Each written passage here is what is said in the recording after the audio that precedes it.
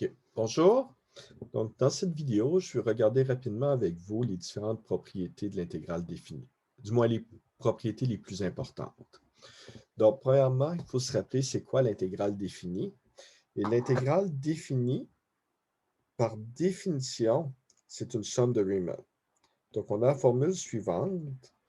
Donc, l'intégrale de a à b de f de x dx, c'est par définition la limite de n tend vers l'infini de la somme des i va de 1 jusqu'à n, de b moins a sur n, f de a plus b moins a, i sur n. Okay. Et en même temps, d'où vient cette formule? Il faut toujours garder à l'esprit que c'est en fait un calcul d'air. Donc, on a notre graphique, on a une fonction quelconque qui n'a pas une grande importance ici, et on a des bornes a à b. Et notre but est tout simplement de calculer l'aire de la région qu'il y a entre ces deux valeurs, donc l'aire de la région qu'il y a ici. Okay.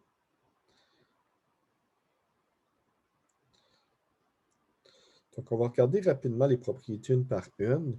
Et dépendant du contexte, on va essayer de l'interpréter soit graphiquement, soit à partir de la formule. La première propriété qu'on a nous dit que l'intégrale de a à a de f de x dx est égale à 0. Donc, l'idée est la suivante. Si on regarde sur le graphique et on veut calculer l'aire d'une région, donc l'aire sous la courbe de notre fonction f de x, mais entre a et a seulement. Donc, si on le dessine graphiquement, qu'est-ce que ça nous donne? On va tout simplement avoir notre graphique. On a toujours notre fonction quelconque f de x. Okay. Mais cette fois, on veut l'aire entre a et a. Donc, ce qu'on remarque tout de suite, c'est que l'aire de la région qu'on a une largeur qui est 0. Donc, de A à A, on a une largeur de 0.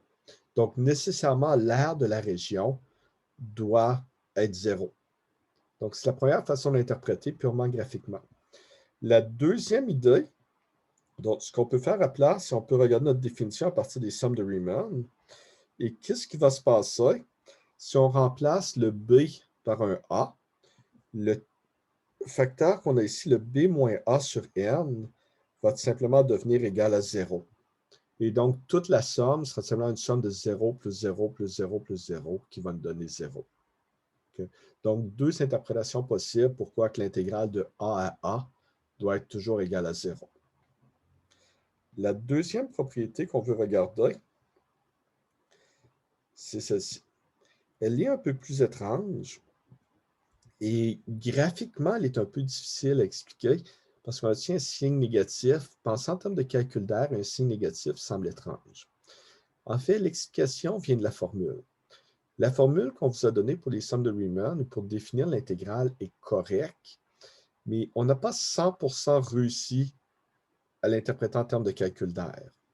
En fait, ça a fonctionné la majorité du temps pour le moment, mais on va réaliser très bientôt qu'elle n'est pas parfaite. Et en fait, il y a un phénomène étrange qui se produit qui va nous amener à parler d'air positif et d'air négatif, dépendant si la fonction est au-dessus ou en dessous de l'axe des X.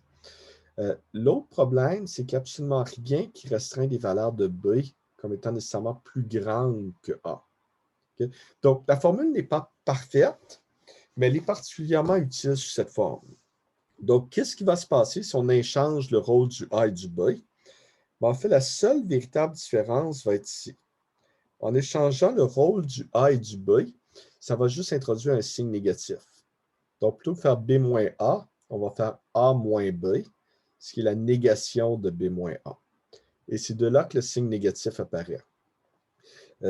On a aussi le B moins A qui apparaît à l'intérieur de la fonction, mais celui-ci n'aura pas une grande importance. Ce qui va se passer si on interchange le rôle du A et du B, c'est plutôt calculer l'aire, faisons le graphique rapidement, plutôt que calculer l'aire en commençant de la gauche vers la droite comme on ferait normalement. Donc, j'ai ma fonction qui est ici, A, B. Donc, normalement, on ferait notre calcul d'air en commençant notre premier rectangle à gauche. Ensuite, le deuxième, le troisième et ainsi de suite. Jusqu'au dernier rectangle, on aura ceux-ci, que je ne dessine pas très bien, ceux-ci, de gauche à droite. Si on échange le rôle du A et du B, ce qui se passe, c'est tout le contraire. Notre premier rectangle va être celui de droite, ensuite celui-ci, et ainsi de suite jusqu'aux 3 derniers qu'on a ici. Okay? Et c'est la raison pourquoi si on échange le A et le B, on va juste obtenir une valeur négative. Et question de faire un exemple qui est un peu plus numérique pour que vous compreniez ce qui se passe. Okay? Si par exemple, on voudrait calculer l'intégrale de 2 jusqu'à 1 de x au carré dx, techniquement, ce qu'on aimerait que ça représente, ce n'est pas exactement le cas, il y a un petit problème, quelque chose d'étrange, mais c'est l'aire de la région qu'on a ici. Donc, on a le 1, le 2, on a notre fonction f de x égale x au carré. Okay. Mais on a inversé le rôle du 2 et du 1. Donc, on a commencé de droite à gauche à la place. Et si on fait le calcul, on va avoir x à la 3 sur 3, qu'on évalue pour des valeurs de x entre 2 et 1. Et on commence toujours avec la valeur qui est au-dessus, donc 1 au cube sur 3, moins 2 au cube sur 3. Alors que si on fait l'intégrale de 1 à 2 comme on ferait normalement, on obtient véritablement l'aire qu'on recherche, donc x3 sur 3 de 1 à 2, qui va être simplement l'opposé. Donc 2 à la 3 sur 3, moins 1 à la 3 sur 3. Et ça va se confirmer si on remplace en formule pour les sommes de Riemann. Donc le fait d'inverser les bornes, ça donne quelque chose qui est étrange quand on le pense en termes de calcul d'air, mais qui est mathématiquement correct. C'est tout simplement l'opposé de ce que ça devrait être. Donc la négation de ce que ça devrait être. Okay. Passons à la troisième propriété. Donc la troisième propriété est peut-être plus facile à comprendre si on le regarde graphiquement. Donc, ce qu'on est intéressé, c'est à l'intégrale de a à b, donc l'aire sous la fonction f de x entre a et b. Donc, si j'essaie de dessiner à nouveau, donc désolé, je suis nul en dessin, vous le savez, mais on va essayer de représenter, voir de quoi ça a de l'air. Donc, j'ai ma fonction f de x, et je vais calculer la région, l'aire de la région entre a qui est ici et un b qui est ici. Okay. Donc, ce qui m'intéresse, c'est vraiment toute la région qui est ici. Ce que je peux faire à la place, c'est couper la région quelque part en 2 morceaux. Donc, je peux couper ici à une valeur de C. Okay. Et regardez à la place, quelle est l'aire de la région que j'ai à gauche. Donc, l'aire de la région entre A et C. Et séparément, regardez quelle est l'aire de la région entre C et B. Et en additionnant l'aire de ces deux régions, on va obtenir de l'aire de la région complète.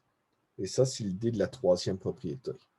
Donc, si on prend l'aire de la région entre A et B, c'est la même chose que prendre l'aire de la région entre A et C et lui additionner l'aire de la région entre C et B.